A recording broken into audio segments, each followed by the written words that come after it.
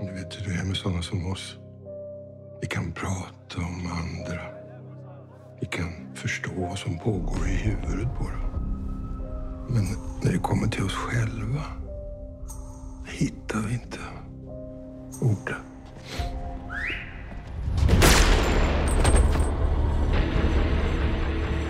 Den afdøde var et højstående bandemedlem. Patrick Antonsen skal løsladt efter afsoning en dom for trafikdrab. Det eneste vidne, vi har, det er ham, der så morderen vende rundt og fortsætte med at skyde. Jeg tror, det her det er meget mere personligt motiveret end bare et bandedrab. Så er det her, du gemmer dig? Hvem er det? Det er en af Kims gamle venner. Du holder dig væk fra hende. Du skal få den advokat til at holde kæft. Som i helt kæft. Så sker der ikke mye noget. Vi skal have fat på svensk politi. Gider du ringe til Gunnar? Det är alltid bra att få nya perspektiv.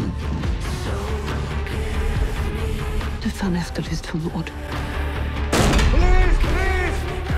Nogle gange så har jeg bare brug for at føle mig helt sikker, før jeg kan gå ind i noget. Jeg er sikker.